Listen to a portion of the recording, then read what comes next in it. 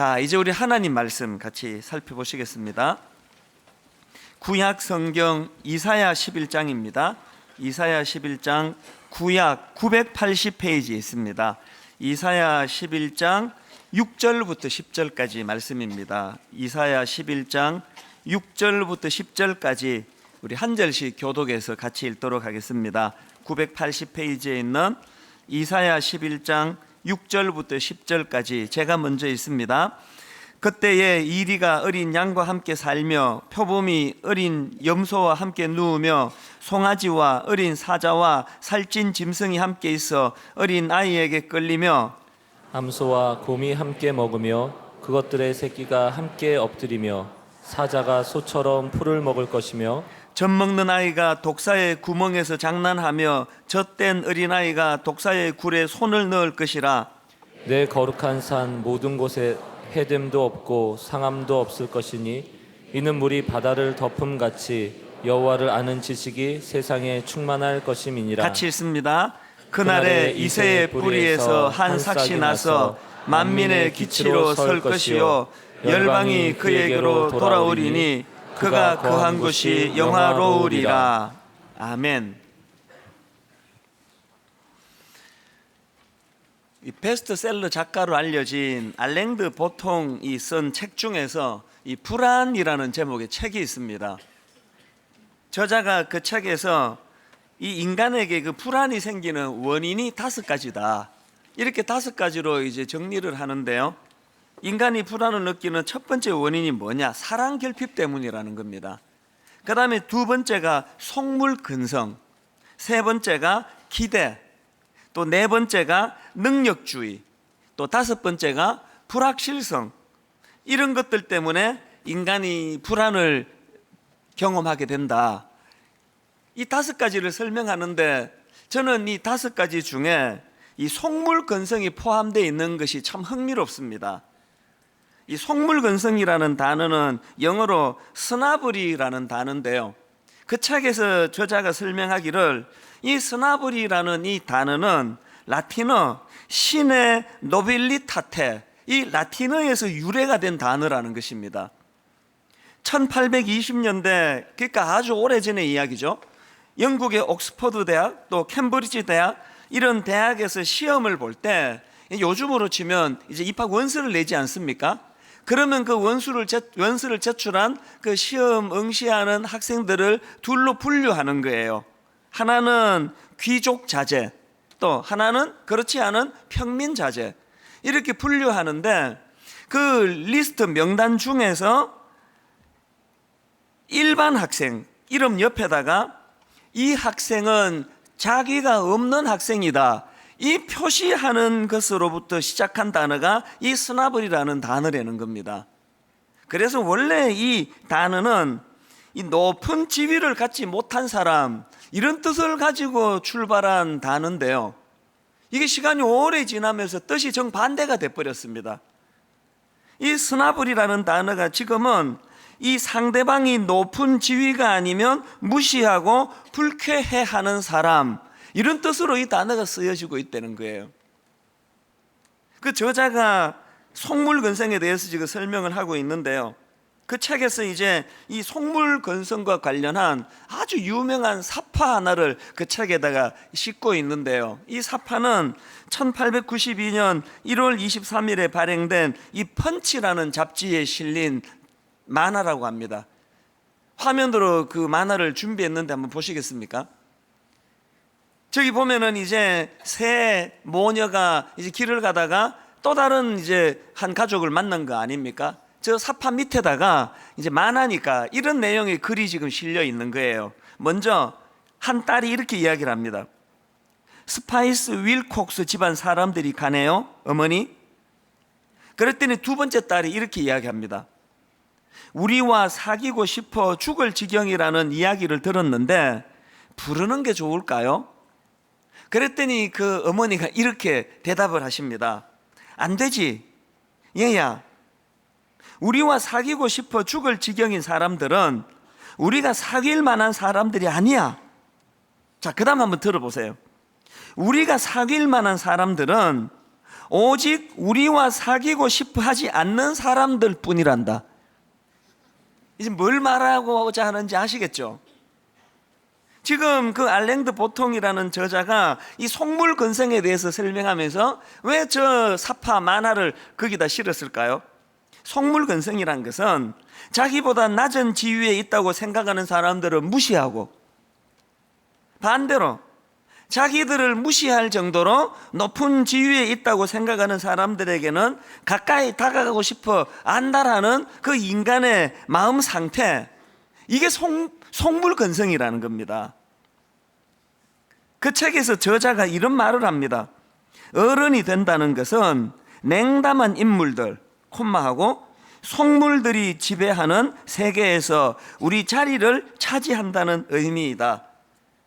참 가슴 아픈 이야기 아닙니까? 우리가 철이 들어간다, 어른이 되어간다는 것은 이 속물건성이 지배하는 이 세상에 익숙해져 가는 것을 말한다. 그런 이야기를 지금 저자가 하고 있는 것입니다. 이게 지금 이 세상에서 우리가 보고 또 통용이 되는 세상 가치관이에요. 그럼 성경은 왜 우리가 읽어야 되느냐? 하나님은 우리에게 왜 성경을 주셨느냐?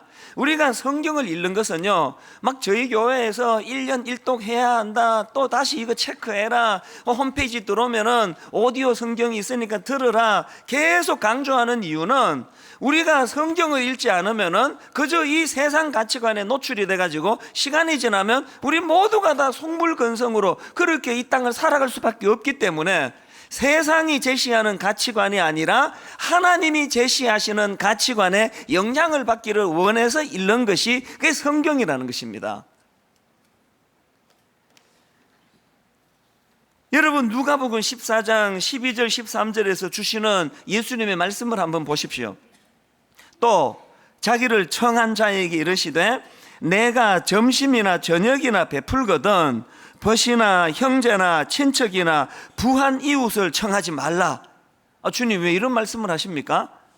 그 다음 보십시오. 두렵건대 그 사람들이 너를 도로 청하여 내게 갚음이 될까 하노라. 그러면서 대안으로 주시는 게 13절입니다. 잔치를 베풀거든 차라리 가난한 자들과 몸 불편한 자들과 저는 자들과 맹인들을 청하라. 이게 너무 이 세상 가치관과는 다른 말씀을 주시는 거 아닙니까? 여러분, 이 세상의 가치관을 한마디로 말하면 give and take 아닙니까? 뇌물이라는 게 다 그런 거 아닙니까? 내가 이만큼 저 사람에게 줄 때 저 사람을 사랑해서 준다기보다 내가 이만큼 저 사람에게 주면 저 사람은 내게 이렇게 크게 되돌려 줄 것이라는 기대감을 가지고 give and take로 살아가는 게 이 세상에 통용되는 질서인데, 예수님께서는 너희들이 누구를 초청해서 대접을 하려면은 가난하고 장애를 가지고 도저히 네 호의를 대갚을 수 없는 그런 사람들을 초청해서 대접하라는 거예요. 왜 그렇게 해야만 하느냐? 그 이유를 14절에서 이렇게 설명하십니다. 그리하면 그들이 갚을 것이 없으므로 내게 복이 되리니 이는 의인들의 부활 시에 내가 갚음을 받겠음이라 하시더라. 그 사람이 네가 아무리 호의를 베풀어 줘도 갚을 능력이 없기 때문에 그 사람이 못하는 거 하나님이 갚아 주실 거라는 거예요. 예수님이 설명을 하시면서 부활신앙을 지금 끄집어내고 계시는데요. 자, 14절을 다시 한번 보십시오. 그리하면 그들이 갚을 것이 없으므로 내게 복이 되리니 이는 의인들의 부활 시에 내가 갚음을 받겠음이라 하시더라. 제가 이 말씀을 묵상을 하다가 새삼 깨달은 게 뭐냐, 여러분, 부활신앙이라는 게 그렇게 막연하고 추상적인 게 아니에요. 뭐가 부활신앙이라 그럽니까? 부활신앙이라는 것은 온통 눈에 보이는 세계밖에는 볼 수 없어서 내가 이 땅에서 행한 선한 일, 내가 이 땅에서 행한 조그마한 공로, 이런 것을 이 땅에서 다 되찾기를 바라는 세상 가치관과는 달리 주님 이 땅에 다시 오시는 날, 내가 이 세상에서 억울한 일, 공평하지 못한 일, 또 호의를 베풀었지만 대받지 못한 거 우리 하나님이 다 갚아주실 것이라는 이 믿음을 가지고 살아가는 삶의 태도, 이게 부활신앙이라는 것입니다. 여러분에게 이 부활신앙이 있습니까? 어쨌든 주님께서는 지금 이런 공동체를 꿈꾸시는 거예요. 저는 지난 몇 주 동안에 이 누가복음 14장에서 예수님께서 꿈꾸시던 이 잔치집의 모습을 머리로 상상을 해보았는데 이게 참 너무너무 마음이 좋더라고요. 여러분도 한번 상상을 해보세요. 지금 여러분, 그 부유한 사람들과 가난한 사람들이 함께 교제하고 사랑을 나누고 뒹굴고 있습니다. 어떤 사람은 부자를 해가지고 막 어마어마하게 비싼 옷을 입고 오고요, 어떤 사람은 가난해서 남루한 옷을 입고 오는데 서로에게 이게 아무런 영향을 미치지 못하는 거예요. 또 장애인과 비장애인이 서로 사랑하며 함께 뒹구는 그런 모습이 예수님이 꿈꾸는 그 잔치집의 모습이에요. 또 한쪽은 세상 권력, 엄청난 권력을 갖고 있어가지고 이 교회 말고 세상 가서는 뭐 저런 사람을 얼굴도 한번 쳐다볼 수 없을 정도로 그 높은 자리에 있는 그 사람하고 우리 같은 서민들이 그런 거에 전혀 구애받지 않고 격의 없이 함께 뒹굴고 교제하고 지내는 이 공동체, 이게 예수님이 꿈꾸는 공동체의 모습이라는 것입니다. 여러분, 이 모습을 이렇게 상상을 해보면 얼마나 마음이 좋습니까? 그래서 제가 지난주 그런 모습을 여러 번 상상을 했는데요, 이 예수님이 말씀하시는 이 누가복음 14장에서의 그 잔치집의 그 모습을 떠올리다가 제가 문득 오늘 본문 아닙니까? 이사야 11장 6절부터 9절 말씀이 머릿속에 그려진 거예요. 자, 한번 머리로 상상을 하시면서 이 모습을 여러분 한번 보시기 바랍니다. 그때에 이리가 어린 양과 함께 살며 표범이 어린 염소와 함께 누우며 송아지와 어린 사자와 살찐 짐승이 함께 있어 어린 아이에게 끌리며 암소와 곰이 함께 먹으며 그것들의 새끼가 함께 엎드리며 사자가 소처럼 풀을 먹을 것이며 젖 먹는 아이가 독사의 구멍에서 장난하며 젖된 어린아이가 독사의 굴에 손을 넣을 것이라. 내 거룩한 산 모든 곳에서 해됨도 없고 상함도 없을 것이니 이는 물이 바다를 덮은 같이 여호와를 아는 지식이 세상에 충만할 것임이니라.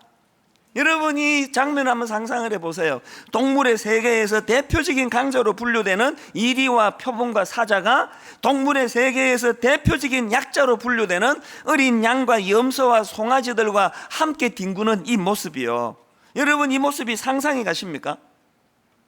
제가 지난주 중에 이 이사야 11장의 모습을 이렇게 떠올리는데요, 그래서 제가 오늘 설교 제목을 이런 날이 정말 올까요?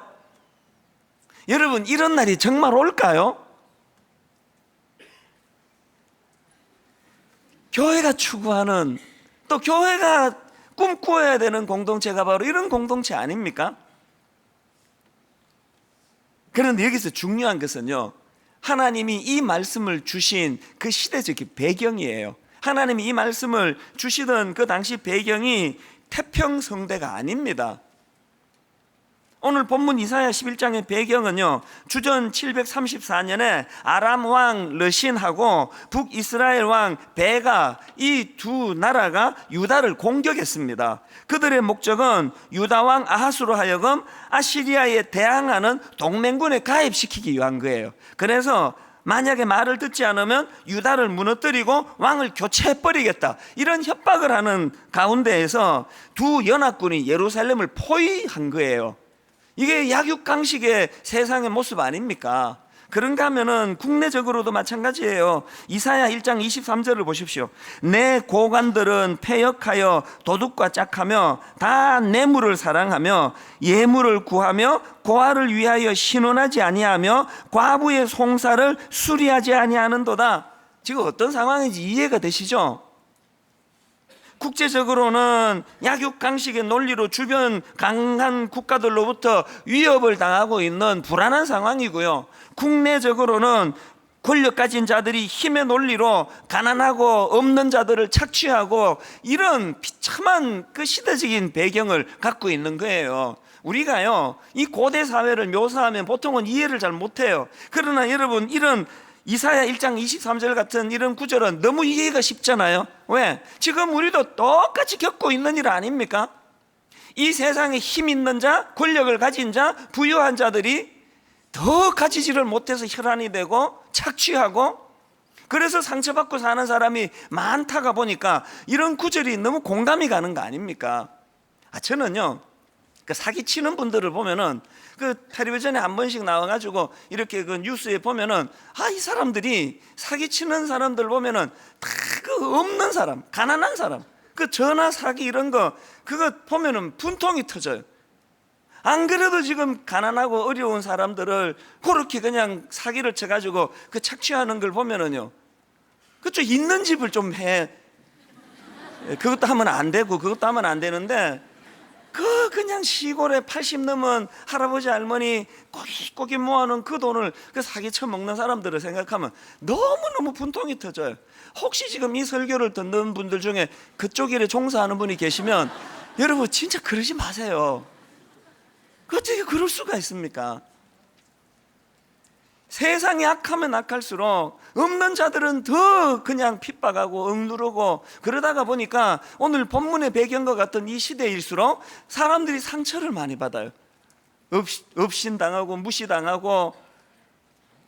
그런데 여러분, 이런 시대를 배경으로 하고 있는 이사야 시대에 왜 하나님께서는 이런 말씀을 주시느냐? 왜 하나님께서 이런 말씀을 주십니까?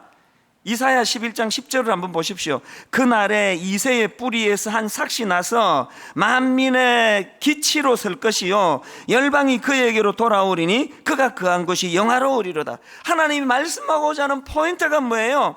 지금 약육강식으로 힘없는 백성들이 절망적인 상황에 빠져 있는 것, 이것들이 근원적으로 해결되는 게 언제 가능하냐? 이 땅에 장차 오실 메시아, 그분이 다스리는 나라가 될 때 이런 불합리한 세상이 다 청산이 된다는 거예요.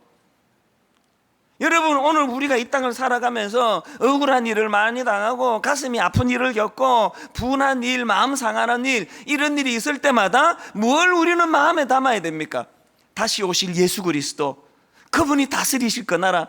인간 지도자가 다스리면 늘 돌아오는 것은 실망밖에 없는데, 주님이 다스리는 그 공의로운 나라, 그 나라를 꿈꾸면서 이 어두운 시대를 버텨내고 견뎌내고 이겨내야 된다는 그 말씀을 하고 계시는 거예요. 여러분, 혹시 삶이 힘드시고 삶이 어려우시면 더욱더 주님 다스리는 그 장차 다시 오실 예수 그리스도, 그분을 소망하는 마음, 그래서 그분이 이 땅에 오실 때 그분이 다스릴 그 나라를 갈망해야 된다는 것입니다. 저는 이 말씀을 묵상을 하면서, 여러분 이 찬양 다 아시죠? 사막에 샘이 넘쳐 흐르리라, 사막에 꽃이 피어 향내 내리라, 주님이 다스리는 그 나라가 되면은 사막이 꽃동산 되리. 사자들이 어린 양과 뛰놀고 어린이들 함께 뒹구는 참 사랑과 기쁨의 그 나라가 이제 속히 오리라. 2절 같이 한번 불러보시겠습니까? 키를 하나 살짝 낮추어가지고. 사막의 숲이 우거지리라, 사막에 예쁜 새들 노래하리라, 주님이 다스리는 그 나라가 되면은 사막이 낙원되리라. 독사굴에 어린이가 손 넣고 장난쳐도 물지 않는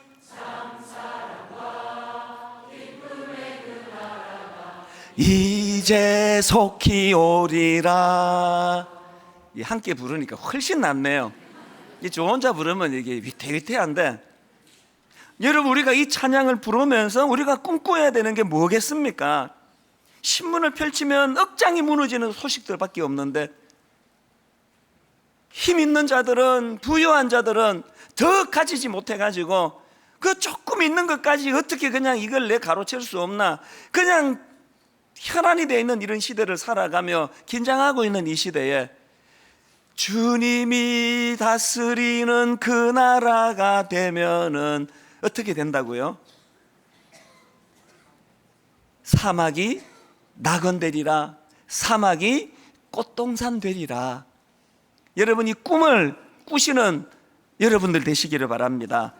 그래서 여러분, 분당 우리 교회 창립 13주년이 되는 오늘이요, 저는 오늘 본문 말씀을 중심으로 힘든 시대를 살아가는 우리에게 하나님이 원하시는 이 두 가지 포인트를 말씀을 드리려고 하는데, 첫 번째가 이거예요. 포기하지 말고 마음으로 이런 세상을 꿈꾸자는 것입니다. 여러분, 현실이 답답하십니까? 이사야 11장 6절에서 9절, 이 하나님이 꿈꾸시는 그 나라를 바라보시기를 바랍니다. 눈을 뜨고 보면 답답한 것들밖에 보이지 않지만 눈을 감고 그 나라를 갈망하고 꿈을 꾸면 하나님이 주시는 위로가 있다는 것입니다. 여러분 시편 137편 1절을 한번 보십시오. 우리가 바벨론의 여러 강변 거기에 앉아서 시온을 기억하며 울었도다. 이스라엘 백성들이 지금 자기들의 범죄로 말미암아 나라는 망해버리고 바벨론으로 포로로 끌려와가지고 원수 나라 강변에서 자기 조국을 떠올리며 지금 울고 있는 거예요. 여러분 인간들은 미련해가지고 과거의 회한으로 가득 차 눈물을 짓고 있지만, 그러나 여러분 시대와 시대를 이어가시는 하나님의 눈으로 보시기에는 니들이 강변을 바라보고 우는 눈물이 회한과 후회의 눈물만 가서는 안 된다. 꿈을 꾸는 눈물이 돼야 된다. 왜? 다시 돌아갈 것이다. 다시 너희들이 회복이 될 것이다. 너희들이 꿈꾸고 원하는 너희들 조국에서의 공동체는 다시 이루어질 것이다. 하나님은 우리가 강변에서 회한으로 울기만 원하지 않으세요. 꿈꾸기를 원하시는 거예요. 바로 어제예요. 제가 이 말씀을 준비하다가 불쑥 20대 때 제 모습이 또 떠올랐습니다. 여러 번 말씀드렸지만 여러분 저는요 이 철이 늦게 되는 체질인가 봐요. 20대 때 진짜 철이 없었어요. 제가 17살 때 전가족 이민을 가는 것으로 다 결정을 했는데 제가 23살 때 미국으로 들어갔거든요. 그 긴 6년 동안에요 내 영어 학원에 한번 간 적이 없어요. 그냥 논 거예요. 그냥 무조건 놀자 또 놀자, 가급적이면 여학생하고 놀자, 계속 놀았어요. 하여튼 영어 하나도 준비 안 하고, 그러고는 이제 미국에 딱 도착을 하니까요 거대한 절벽이 눈앞에 있더라고요. 한국에서 대학교 2학년만 마치고 가가지고 졸업을 안 했기 때문에 대학을 졸업해야 되는데 졸업은 고사하고 입학도 안 될 실력이에요. 영어가 안 되는 거예요. 그리고 학비대 줄 사람이 없어요. 보호자가 없습니다. 그래서 제가 이제 돈을 벌어가면서 학교를 다녀야 되는데 미국에서 영어를 못하는데 그럼 몸으로 때우는 일밖에 더 하겠습니까? 그럼 영어를 못하면 몸이라도 건강해가지고 열심히 씩씩하게 막노동을 하든지, 또 몸도 약한 거예요. 맨날 쌍코피 터지고 몸도 약하고 영어도 못하고 이거 어떻게 해야 됩니까? 제가 한 번은 청소년 집회 가서 이 중고등부 애들 앞에 이야기를 하면서 얘들아 내가 어떻게 하면 좋겠니? 그러니까 맨 앞에 앉아서 내가 이렇게 말했습니다. 죽어야 되겠네요. 그 아주 그 나쁜 놈 아닙니까? 근데 가만히 생각하니까 걔 말이 맞아요. 근데 이렇게 멀쩡히 살아있는 게 은혜 아닙니까? 그때는 참 암울했어요. 내 인생이. 왜? 앞도 막히고 협도 막히고 뒤도 막히고 온 사방이 다 막혀 있으니까 죽을 것 같더라고요. 그런데 여러분 그때 하나님이 제게 주신 가장 큰 은혜가 뭐냐? 꿈꾸게 하셨어요. 꿈. 말도 안 되는 꿈을 주시는 거예요. 네가 그 어려운 중에도 왜 반드시 대학을 졸업해야만 되는지, 왜 이 고비를 견뎌내야만 하는지 꿈을 주시는 거예요. 그 없는 살림에 무슨 꿈을 꿨냐? 40살까지 미친 듯이 돈 벌어가지고 40살에 한국 나와가지고 고아원 차리고 양로원 차리고, 이 꿈을 제가 가슴 벅차게 꾼 거예요. 그때는요 꿈을 같이 못 나누었습니다. 친구들한테 이 미친놈이라고 욕먹을까봐. 고아원을 차리고 양로원을 차려? 네가? 네 밥상이나 차려라. 지금 자기도 지금 생계가 안 돼서 지금 걱정하는 과정에 뭘 그런 꿈을 꾸고 있냐. 그래서 제가 꿈 얘기를 함부로 못 했는데요. 여러분 그게 23살 때 제 이야기인데요. 여러분 지금 32년이 지난 55살이 된 지금 세상에 고아원 차리고 양로원 차리고 그 순진한 생각하던 저에게 지금 그 꾸던 꿈의 한 1000배쯤 지금 하나님 이루어 주고 계십니다. 우리 장애인 복지관을 통해서 지금 얼마나 놀라운 일들이 일어나며 성남에 있는 여러 우리가 섬기고 있는 센터 복지관을 통해 가지고 얼마나 하나님이 우리의 제 꿈을 다 이루어 주었는지 가슴이 터질 것 같은 거예요. 오늘 여러분 삶이 텁텁하고 힘들고 일은 안 풀리고 강자들이 여러분을 짓누르고 그러면 울분과 분노의 자리에 빠지지 말고 하나님 주시는 꿈을 꾸셔야 된다는 것입니다. 2주 전이에요. 장애인 주일을 앞두고요 우리 교회 그 장애인 부서에서 이제 그 장애인 아이들을 섬기는 가족들이 수고하신다고 초청을 해서 뭐 조촐하지만 저녁도 대접하고 식사도 준비하고 또 이제 복음성가 가수도 초청해서 공연도 듣고 이런 시간을 가졌습니다. 제가 토요일은 설교 준비 때문에 어지간하면 모임에 잘 안 가는데요, 여기는 꼭 가야 되겠다.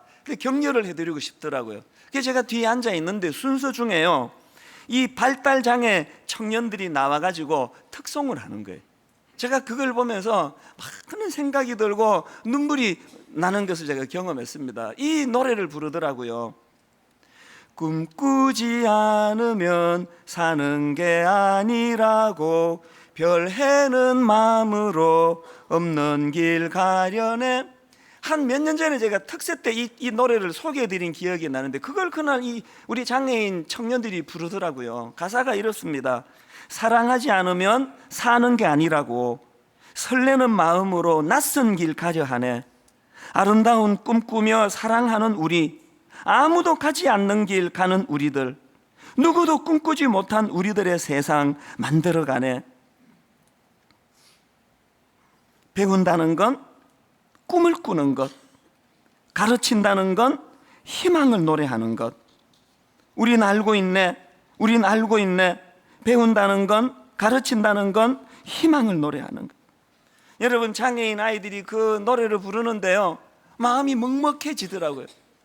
이놈의 세상은 약자라고 봐주는 거 없고 오히려 비웃고 멸시하고, 이 아이들이 이런 세상을 살아가며 받은 상처가 많을 텐데 그들이 포기하지 않고 이런 노래를 부르면서 꿈꿀 수 있다면, 저 아이들이 꿈꾸는 일을 내가 도울 수만 있다면, 오늘 여러분들이 어떤 상황에서 어떤 일로 아픈지 모르지만 여러분, 인간에게 위로받을 거 하나도 없습니다. 저에게 하루가 멀다고 찾아오는 답답하고 억울하고 아프고 상처받고 펑펑 눈물을 쏟으며 찾아오는데 제가 해드릴 수 있는 게 아무것도 없어요. 뭘 해드릴 수 있습니까, 제가? 그래서 같이 꿈꾸기를 원하는 거예요. 주님이 다스리는 그 나라가 되면은 사막이 꽃동산 되리. 꿈꾸시는 저와 여러분에게 하나님의 은혜가 임하게 될 줄로 믿습니다. 그런가 하면은 두 번째로 우리 하나 더 해야 됩니다. 이런 힘든 이 땅을 살아가는 우리, 꿈만 꾸지 말고 삶 속에서 작지만 이것을 실천해야 한다는 것입니다. 여러분, 약육강식이 지배하는 세상이 아니고 강자와 약자가 함께 어울려 춤추고 뒹구는 세상을 여러분이 꿈꾸신다면 내 삶 속에서 우리가 할 수 있는 작은 일, 어려운 이웃 초청해서 밥 한 끼 대접하는 일, 상처받고 우는 어떤 지체에 눈물 닦아주는 일, 우리가 할 수 있는 작은 일부터 실천해 나가야 된다는 거예요. 합신대학교 이성규 교수님이 기독교 세계관에 대해서 정의하는 걸 보았는데요, 이렇게 정의했습니다. 이 세상과 이 세상의 모든 문제에 대해서 기독교적으로 생각하고 이러한 기독교적 생각에 따라 활동하고 기독교적으로 살아가는 일이다. 여러분, 기독교 세계관이 여기서 뭐라고 정의하느냐, 저는 이게 눈에 딱 들어와요. 기독교 세계관은 논리가 아니에요. 이론이 아니에요. 기독교 세계관은 머리에서만 작동되는 게 아니고 살아내는 거예요. 오늘 우리 주변의 연약한 이웃들에게 엄청난 것을 불사르지는 못해도 밥 한 끼 대접하는 거 할 수 있잖아요. 그 눈에 눈물 하나 닦아주는 거 할 수 있잖아요. 우리가 할 수 있는 일을 우리가 하자는 거예요. 그런데 여러분, 오늘 본문에 사자와 어린 양이 뒹구는 그 나라를 꿈꾼다면요, 이게 가능하기 위해서 여러분 누가 바뀌어야 돼요? 한번 상상을 해보세요. 어느 날 양이, 나는 마음을 고쳐먹었어, 난 이제 사자들과 함께 뒹굴 거야. 그래서 그 나라가 임합니까? 잡아먹혀요. 누가 바뀌어야 됩니까? 사자가 바뀌어야 돼요. 양만 보면은 이거를 잡아먹을 대상으로만 생각하던 사자가 이게 아니다, 저들은 우리와 더불어 함께 뒹굴고 함께 기뻐할 존재라는 인식을 가지고 사자의 인식이 바뀌어야 되는 거 아닙니까? 자, 오늘 본문 7절도 그 구조를 한번 보십시오. 암소와 곰이 함께 먹으며 그것들의 새끼가 함께 엎드리며, 그 다음 보세요. 사자가 소처럼 풀을 먹을 것이며. 누가 바뀐 거예요? 사자가 바뀐 거예요. 있는 자가 바뀌어야 약자랑 사는 거 아닙니까? 권력자가 바뀌어야 우리 같은 서민들과 뒹굴 수 있는 거 아닙니까? 비장애인인 우리가 손을 내밀어 그들을 섬겨야 장애인들과 더불어 사는 사회가 되는 거 아닙니까? 더 중요한 또 한 가지 더, 우리가 가지고 있는 악한 신화가 뭔지 아세요? 뭐 나만 손해게? 왜 나만 맨날 손해 봐야 돼? 그거가 아니에요. 우리가요, 날 때부터 이 속물건성이 지배하는 세상에 익숙하다가 보니까 모르고 있는 게 하나 있습니다. 자, 7절을 다시 한번 보세요. 암소와 곰이 함께 먹으며 그것들의 새끼가 함께 엎드리며 사자가 소처럼 풀을 먹을 것이며. 여러분, 이 구절에서 지금 이 사자가 불행해 보입니까? 여러분 느껴보세요. 이 사자가 지금 불행해 보입니까? 나 이제 고기도 못 먹고 풀이나 뜯어먹고 신세 한탄하는 것 같습니까? 아니에요. 누구보다도 행복한 게 7절에 나온 이 사자의 모습 아닙니까? 예전에는 내가 이거를 잡아먹는 대상으로 잡아먹을 때 배는 포만감을 느낄지 모르지만 그때 느끼지 못했던 기쁨과 행복을 그들과 뒹굴고 더불어 함께 살아갈 때 기쁨이 있다는 걸 이 사자들이 알아가는 것, 이게 하나님 나라예요. 몇 번이나 강조했지만 여러분, 지금 전세 대란, 지금 젊은이들이요, 결혼할 배우자가 있는데 살 집이 없어서 결혼식을 못 올린대요. 지난주에도 신문에 보니까요, 작년 우리나라 혼인율이 역대 최저 수준이래요. 전세 대란 누가 막을 수 있습니까?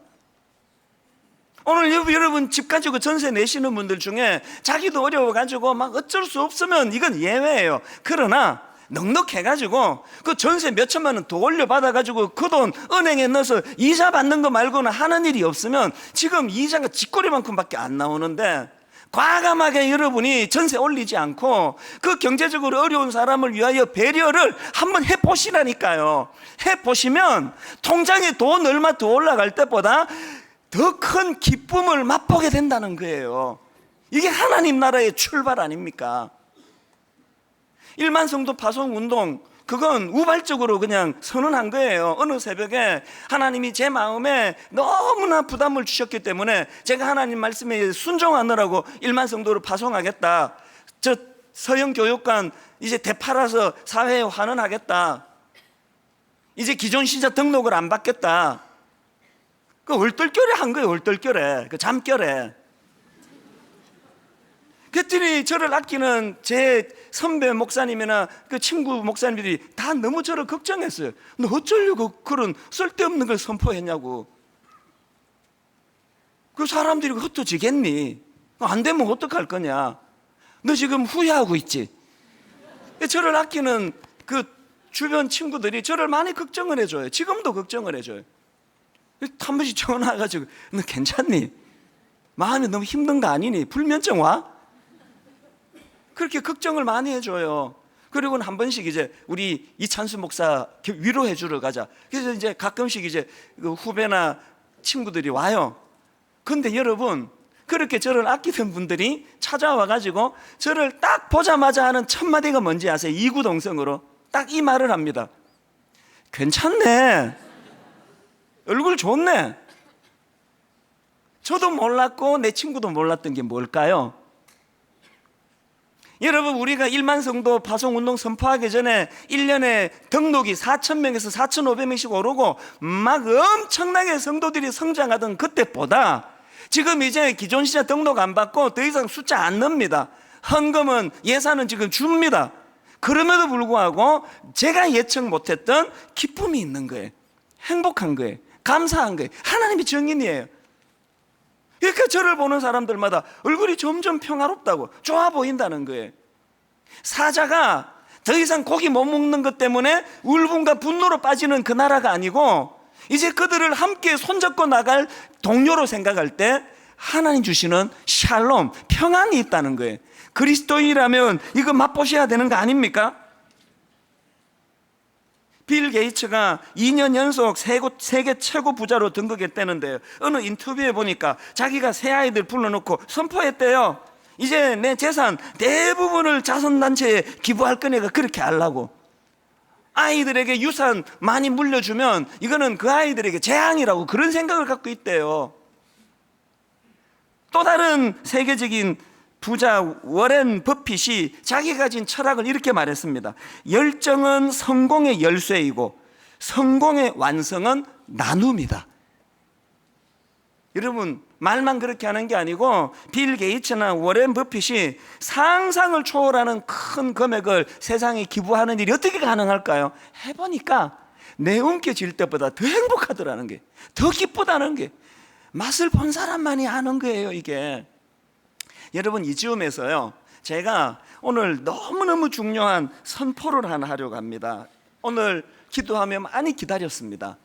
13주년이 되는 오늘 교회적으로 꿈꾸기 시작하는 너무나 아름다운 출발이에요. 예전에 제가 어떤 연로하신 장로님과 권사님이 오셔가지고 그분이 그때 한 50억 정도 되는 그 자산을 가지고 저에게 기증하겠다고, 우리 교회에 기증하겠다고 오셨다 그랬지 않습니까? 제가 그 평생에 수고한 눈물 땀의 결정체 그 넙죽넙죽 받겠습니까?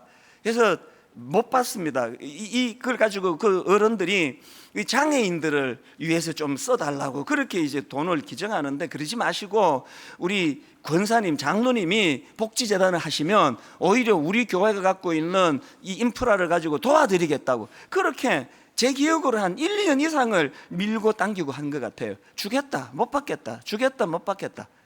그랬는데 여러분, 이 어른이 너무 귀한 분이에요. 그 과정에서요, 이분이 그걸 50억 중에 9억 세금 뚝 내고 41억을 통장에다가 현금으로 해서 통장하고 도장을 갖고 저한테 갖다 내미시는 거예요. 왜 이러십니까? 그랬더니 참 귀한 분이에요. 아드님이 사업을 하는데 아들 사업이 어려운 거예요. 이게 자꾸 이러다가 마음이 약해가지고 하나님 드릴 거 아들에게 줄까봐 마음 변하기 전에 그건 갖고 와버린 거예요. 그걸 받아가지고 금고에 넣어놨으면 어떻게 씁니까? 그래서 제가 언젠가 이 설교를 하지 않았습니까? 이런 일이 있었다 그랬더니요, 바로 그 설교를 들은 어떤 성도님이 저 좀 만나자는 거예요. 그래서 그분이 만나자 그래서 만났는데 이분이 또 기가 막힌 말씀을 하시는 겁니다. 이 가정에 경기도 가평에 땅이 한 2만 평 정도 있는데요, 이걸 자식에게 물려주면 자식 망친다는 거예요. 그래서 이거 지금 주인을 못 찾아가지고 지금 계속 찾고 있는데 주인을 못 찾았는데 그날 목사님 설교 듣고 주인을 찾았다는 거예요.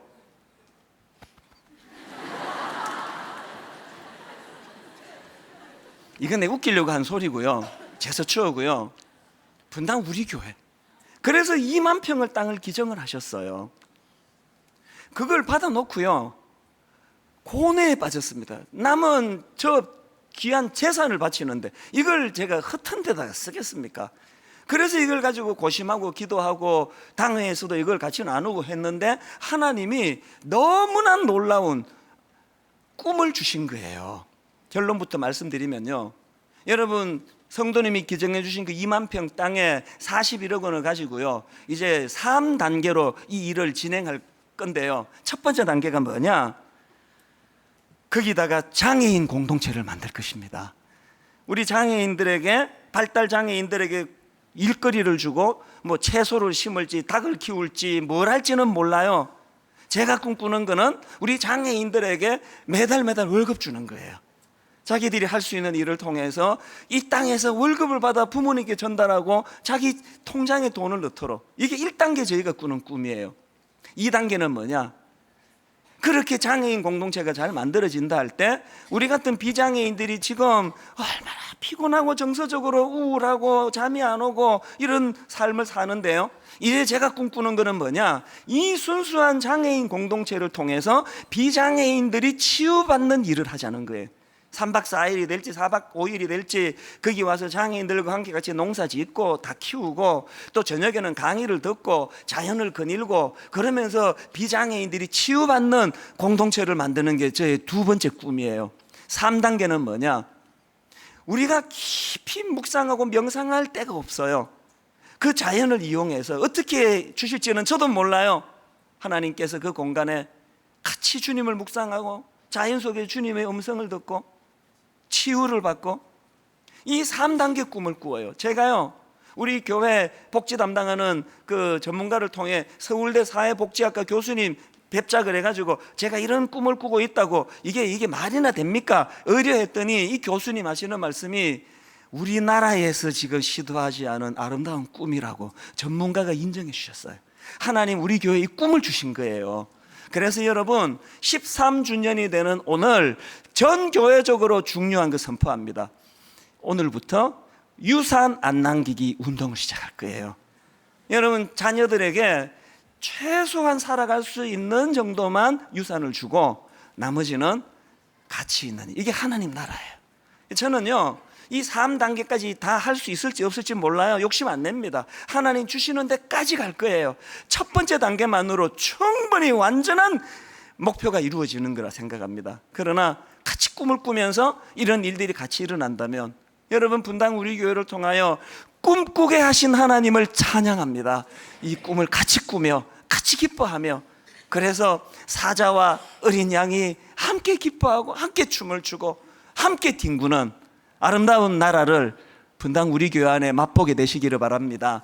창립 13주년 설교 결론을 저는 멋지게 아름답게 맺으려고 합니다. 연주를 2개를 준비했는데요, 클라리넷 듀엣을 먼저 보실 거예요. 우리 교회 대학부 학생이 한마음 복지관에 공익요원으로 갔다 그 어린 청년에게 하나님 선한 마음을 주셔가지고요, 자폐성 장애를 가지고 있는 그 동생에게, 동생 같은 우리 형제에게 클라리넷을 가르쳐 주면서 멘토와 멘티 관계가 된 거예요. 저는 이 두 형제의 연주를 보면서 이게 하나님 나라구나. 우선 우리 대학부 안철현 형제, 또 황진호 형제, 우리 두 형제 나와서 클라리넷 연주할 텐데 우리 큰 박수로 격려해 주시기를 바랍니다.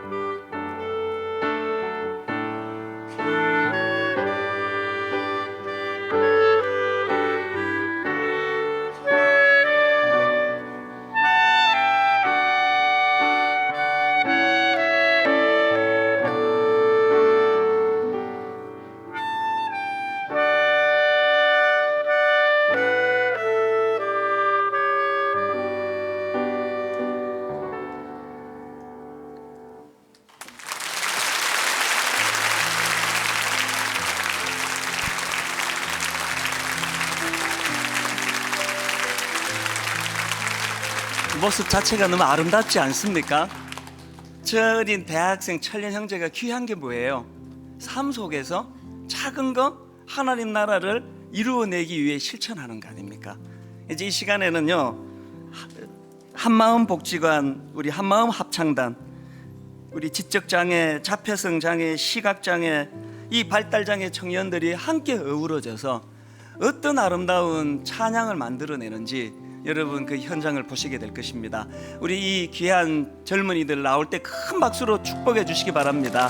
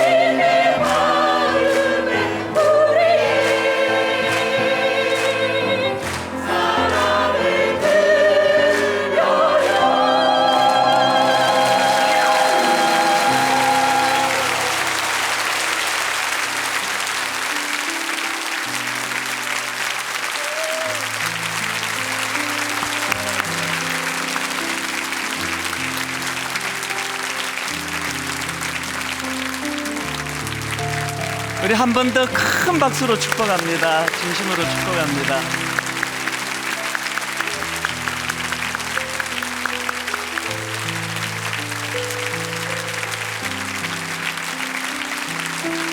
우리 하나님께 너무너무 감사합니다. 하나님께 감사합니다. 우리가 설교한 거 바로 구현해 내도록, 그래서 지난 13년 창립 예배 때마다 너무너무 아름다운 순수가 많았는데 이 13주년 예배가 가장 풍성한 그런 예배가 된 것 같습니다. 이제 우리 모두가 다 그 나라를 꿈꾸고, 또 두 번째, 꿈만 꾸는 것이 아니라 내 삶 속에 작은 것, 약한 자 초청해 밥 한 끼 대접하는 거, 등 한 번 두드려주는 거, 눈물 하나 닦아주는 거, 이것이 하나님 나라를 이루는 재료가 될 줄로 믿습니다. 우리 다 자리에서 일어나셔서 이제 우리 아까 불렀던 그 찬양, 사막에 샘이 넘쳐 흐르리라, 우리 꿈을 꾸며 의욕을 가지고 우리 손뼉 치면서 기쁘게 찬양하고 예배를 마무리하겠습니다.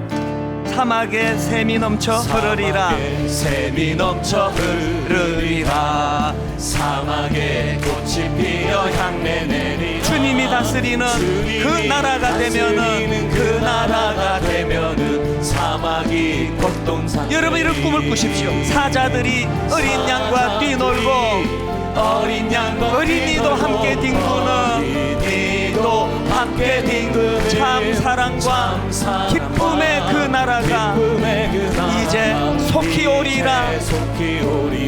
사막에 숲이 우거지리라. 숲이 우거지리. 사막에 예쁜 새들 노래하리라.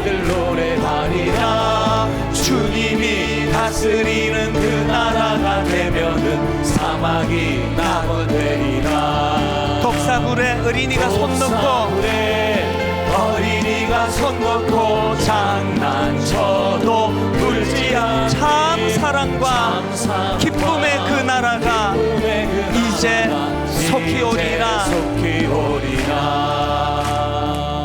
같이 기도하시겠습니다. 하나님, 저희들이 무엇이 간데 이런 아름다운 꿈꾸는 교회 되도록 인도해 주시는지요. 아버지, 한 걸음 한 걸음 주님이 이끄시는 대로 같이 꿈을 꾸며, 분당 우리 교회 울타리 안에 들어오면 강한 자도 없고 약한 자도 없고, 부한 자도 없고 가난한 자도 없고, 장애인도 없고 비장애인도 없고, 모두가 다 주 안에 주님의 형상을 닮은 소중한 한 격체로 서로 기쁨을 나누며 서로 격려하며 함께 울고 함께 웃는, 장차 우리가 누리게 될 주님 다스릴 그 나라, 하나님 나라의 모형이 되는 교회 되게 하여 주시옵소서. 그 아름다운 꿈 주신 하나님 감사드립니다.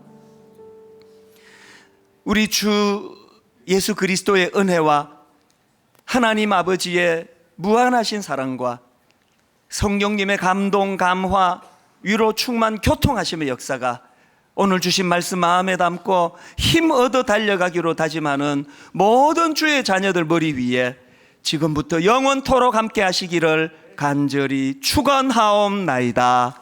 아멘.